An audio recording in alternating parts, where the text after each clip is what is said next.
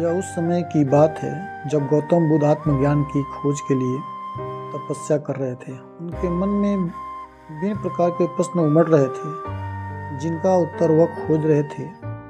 उन्हें अपने प्रश्नों का उत्तर चाहिए था, लेकिन उनके द्वारा किए गए अनेक प्रयासों के बाद भी उन्हें सफलता नहीं मिल रही थी।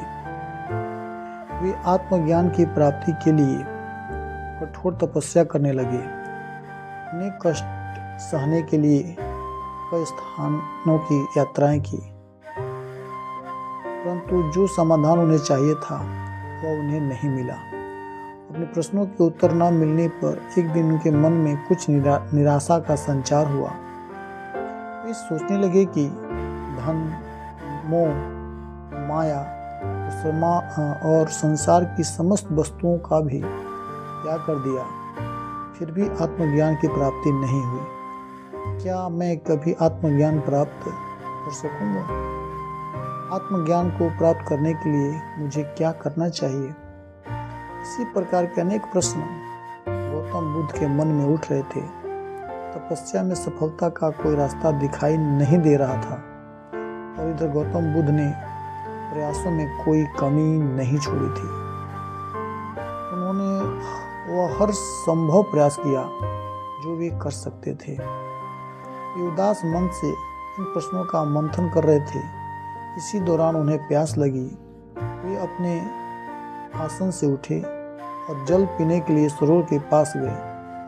वहां उन्होंने एक अद्भुत दृश्य देखा, जिस दृश्य को देखकर उनका मन प्रफुल्लित हो उठा। उन्होंने देखा कि एक गिलहरी मुंह में कोई फल लिए सरोवर के पास आई। फल उसके मुंह से छिटककर सरोवर में गिर गया। गिलहरी ने देखा कि फल पानी की गहराइयों में जा रहा है। गिलहरी ने बिना किसी डर के पानी में छलांग लगा दी। उसने अपना शरीर पानी में भिगोया और बाहर आ गई। बाहर आकर उसने अपने शरीर पर से पानी झाड़ दिया और पुनः सरोवर में कूद गई। उसने यह काम जारी रखा।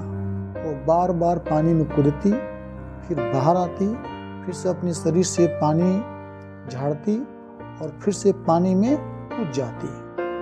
गौतम बुद्ध टकटकी लगाए यह दृश्य देख रहे थे, लेकिन गिलहरी इस बात से बिल्कुल अनजान थी कि कोई उसे देख रहा है। लेकिन वह बिना किसी बात की फिक्र किए अपने काम में जुटे रहे।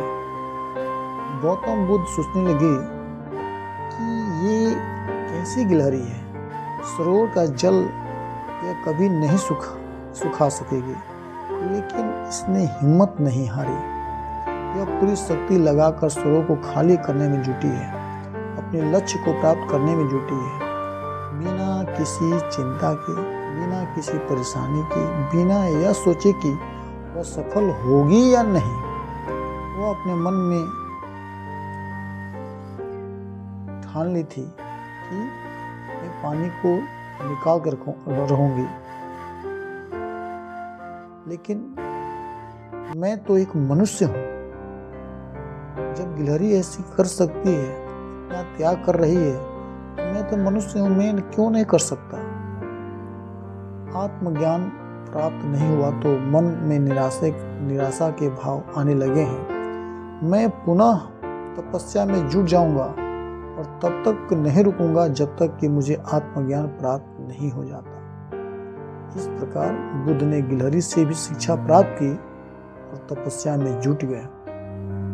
वो अपने तपस्या में तब तक जुटे रहे जब तक वह दिन नहीं आ गया जब उन्हें आत्मज्ञान प्राप्त हुआ और वे राजकुमार सिद्धार्थ से भगवान बुद्ध हो गए, और दुनिया आज उन्हें भगवान मान की पूजा करती है। अगर यह कहानी आप लोगों को पसंद आया हो तो कृपया इस वीडियो को लाइक कर दीजिए और मेरे चैनल को सब्सक्राइब करना मत भूलिए। आप सबका बहुत बहुत धन्यवाद।